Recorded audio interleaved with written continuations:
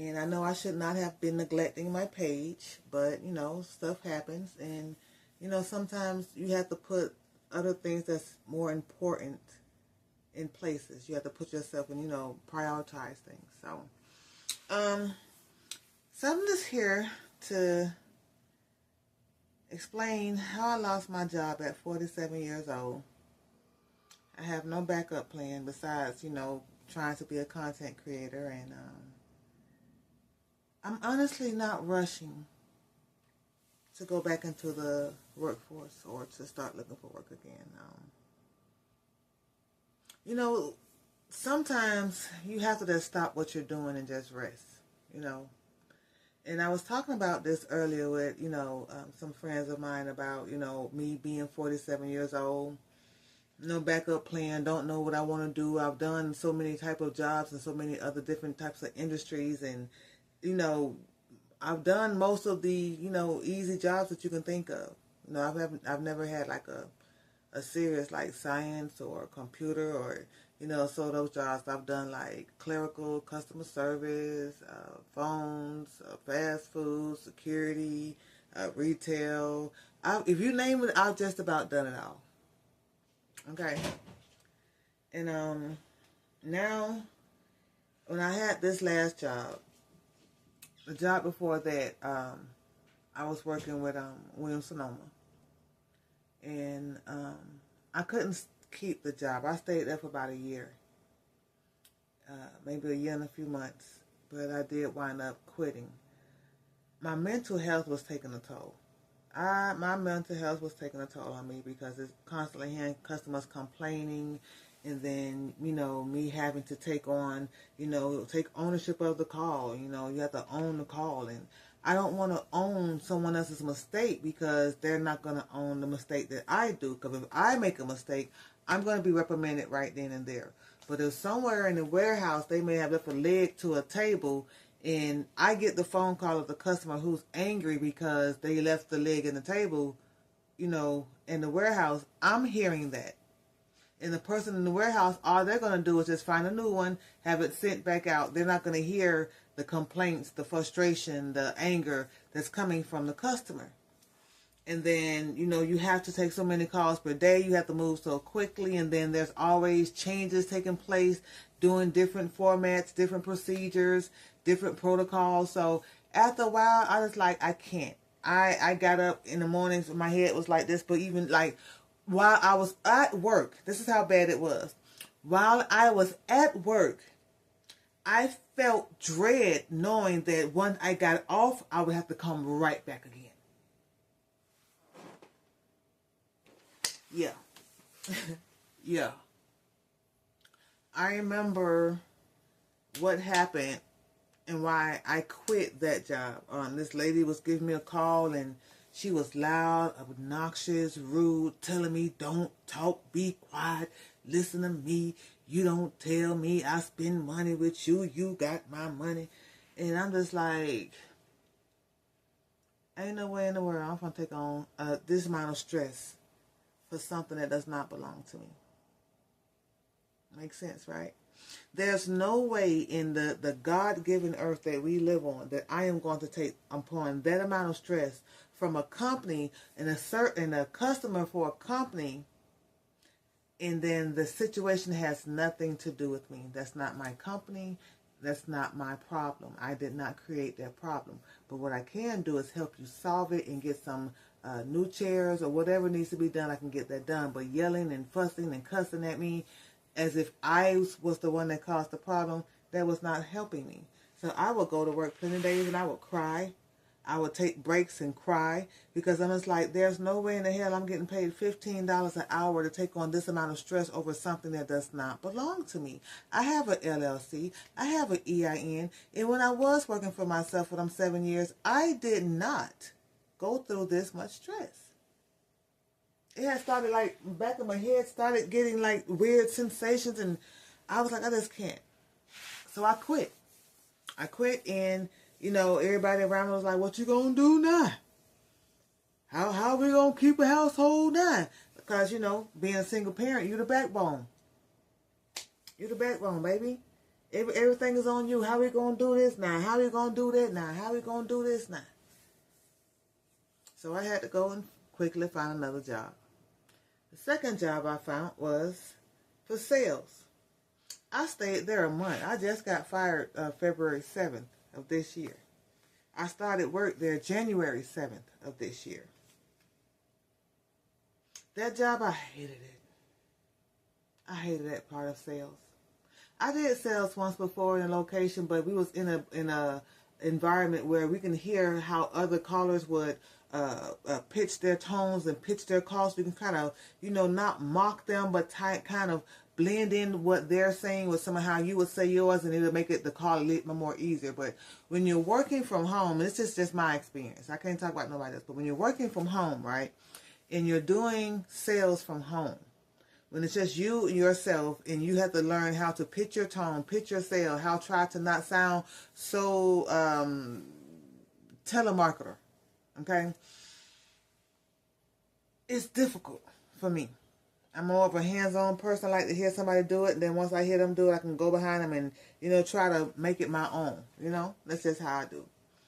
So working from home, doing this and repeating this script, I had to make 200 to 250 calls a day. And most of them was leaving voicemails and having to repeat the same script over and over and over and over and over. I refuse to let it make me a robot, because anything that you do over 21 days becomes, a habit. So I was like, I'm learning how to say this script, and it's being embedded in my subconsciousness and being embedded in my mind. And then when I'm calling the people to try to offer them, these things, they're telling me no. Now, I am a 47-year-old woman, single mother. Both of my kids are grown, but they still depend on me. They still stay with me because, they both work. Don't get me wrong. They're not staying here leeching off me. They both work, so they get their own money. But I'm still the backbone because, like, everything is in my name. The lights, the house, the water, the car note, the lease. Everything is in my house, in my name. So if anything goes down, they're going to look at me, not them. So, I had to change how I would react to that situation because the old me would react to that with a panic, or worry, or sigh, or woe am I, what am I to do now, And it was so easily how it's like your spirit knows what's best for you. And though your flesh is so programmed to flight or fight, that it goes directly into, got to get back to the hustle. But this time when I lost it, after repeating myself and they let me go, I was relieved. I was so relieved. Yeah.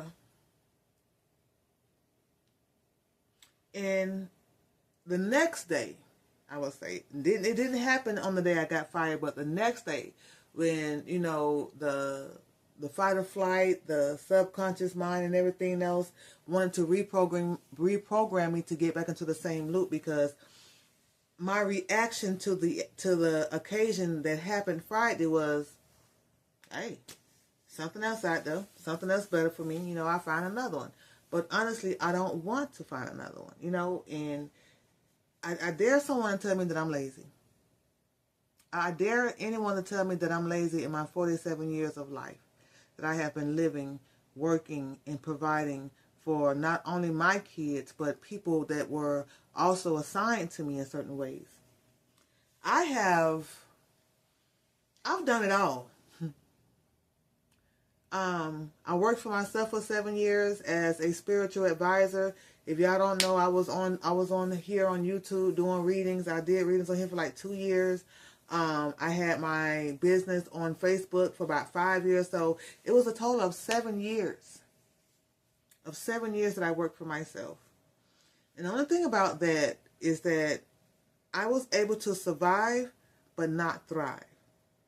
And even with the jobs that I took, after I went back to work because, my business started to take a toll because everybody and their mama want to do reading. So now it's like every time you drive down the street, there's a McDonald's. You don't, it's no matter which one you go to, there's a McDonald's. You're going to see a McDonald's. There's a McDonald's on every corner. So, that's how the tarot industry has started to get. So I politely, as a woman with grace, walked myself and, I carried myself away.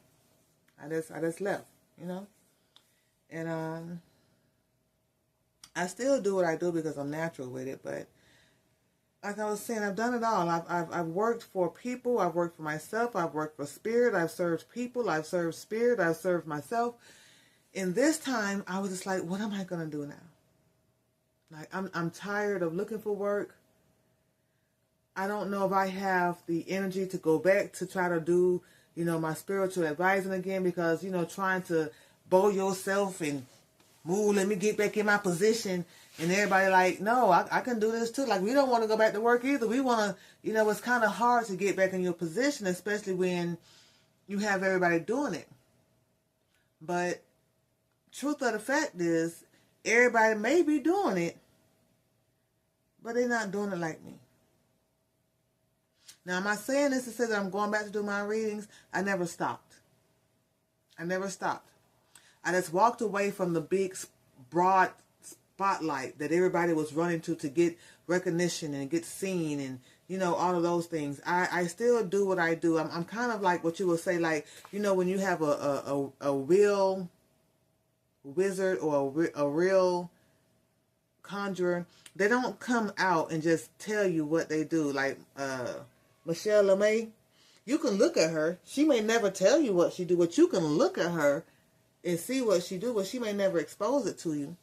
And that's pretty much how I'm not nothing like her, but how I am with my gifts of reading. Like, I do what I do, but I'm not going to expose it and get into the spotlight and try to,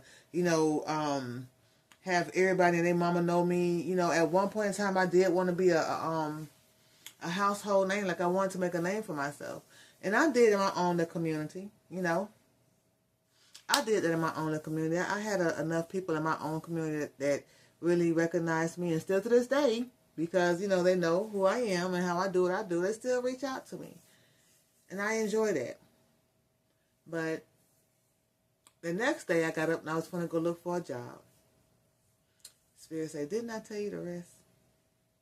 All I need you to do right now is just rest. Now, before, I had a very divine intervention, and it was told to me to just trust.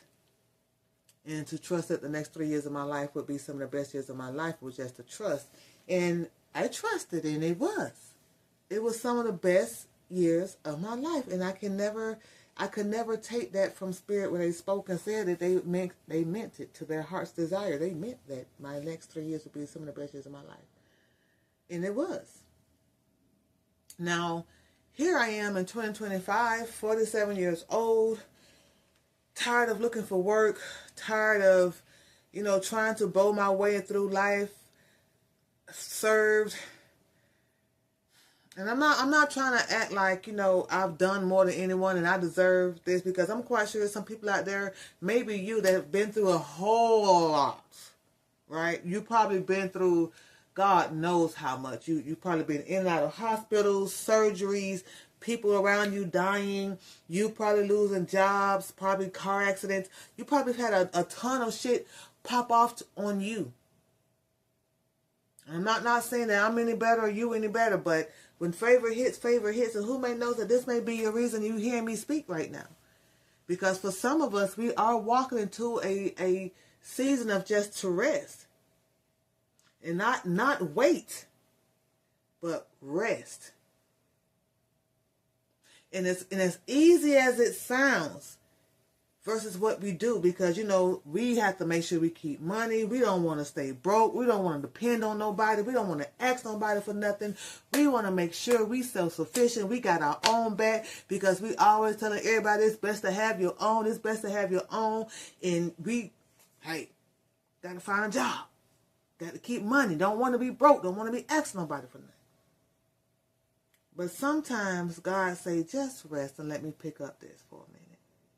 And then we try to figure out, okay, as a spirit or as an inside source, the I am that's in me, how are you going to come out here in this real world and make money so that I can stay sufficient?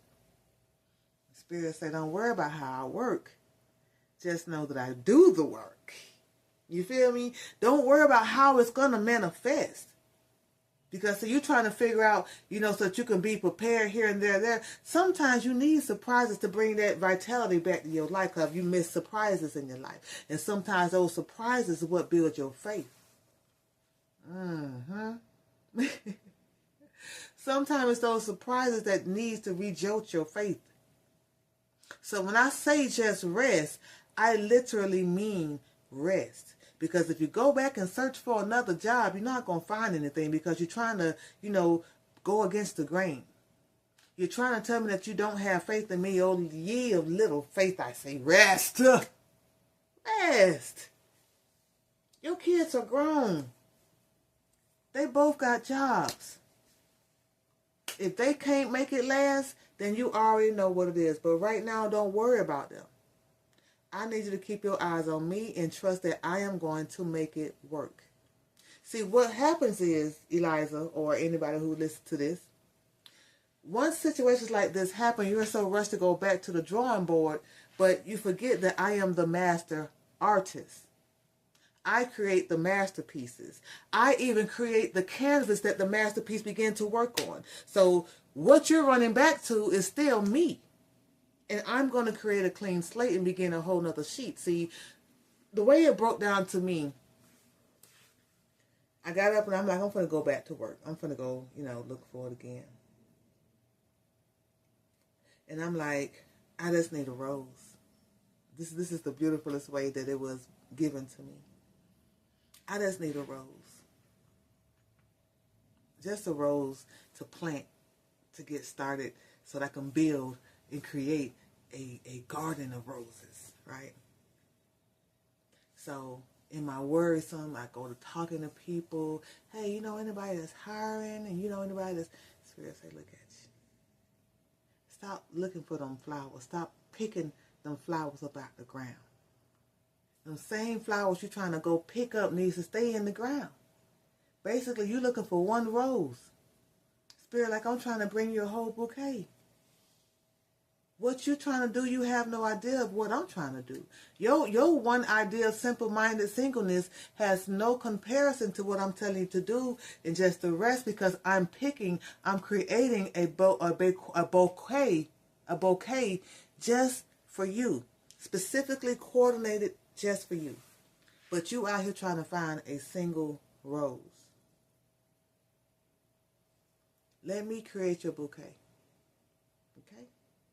Don't go looking for nobody's validation, because that always happens. You want to go see if someone can, make you feel better in your time of moment. All you need to do right now is encourage yourself to rest. And no matter how someone else may try to see it, that's another thing too. You go to talking to people, and then you telling people, I'm telling you to rest, and then they say, God don't work like that. What you mean rest? You got to go out there and find a job. God said faith without works is dead. So you can't be sitting back thinking that you're going to do all this and God going to take care. God said, if you ask, I shall provide. That's the one thing. And then God also said, and forgive me how I'm talking right now, because I feel something coming up in me, but just in my ear, you have to encourage yourself. And then what happened to when God says, behold, I shall do a new thing. I shall make water in the desert and dry places. What happened to that? And then God says also, Elohim, El Shaddai, Adonai, Jehovah, whoever you want to call your God, also said, who are these people compared to me? Because when they're in their moment, when they're down at their lowest, they still come back to me. So who are you listening to? You don't listen to people first and foremost, because people are already going to tell you, they're going to put their doubts into it. They're going to put their fears into it. They're going to put their survival instincts, intentions into it to make you feel like, oh no, that's not how God works. They don't know me then. Because apparently, if you have to seek what someone else has to say, your experience and your personal relationship and your encounters or your history with me, doesn't vouch for anything. Because you're trying to hear what they're saying. You know me to have done a great amount of things in your life. I was the one that did such and blah, blah, blah, such and blah, blah, blah. I was the one that put this person in place at that moment in place in your life so that you can be where you are right now. You have to remember that. These people are talking because they're based on fear and fight, fear, and survival mode, fight or flight. They're not in rest. So they're not going to be able to comprehend what you're saying when they're in fight or flight mode, which you just came out of, and I'm trying to put you in a season of rest. So rest and fight and flight are always going to be contradictory. You understand? So when I say rest, that means rest from doing everything that you've done until I say it's time to get up and get back to work. Until I say it's time to get back, because I'm creating a new canvas right now. I'm starting some new artwork right now. So I need you to rest. But that's my experience, and I hope this encourages someone. I may have to look over this again myself to encourage myself until God says it's time to get back to work. But this may also be my indication to have more time to come back and share more of my insights here with my divine family here on YouTube.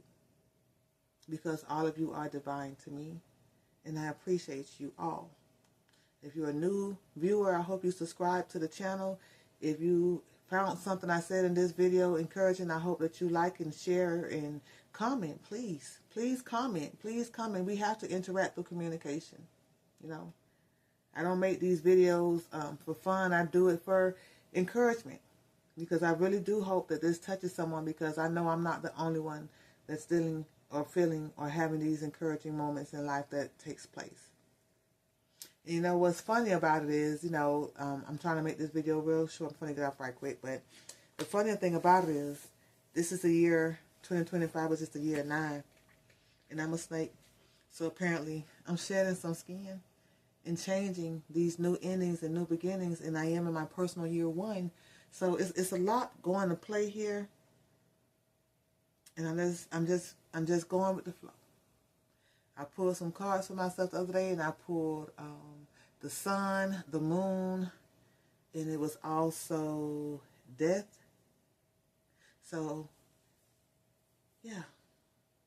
Endings, beginnings, and happy starts. So, after death, you know what people say, rest in peace. I guess I'm resting. But I'll see y'all later. I love y'all. Bye. Bye, YouTube. Bye, Divine Ones. Bye.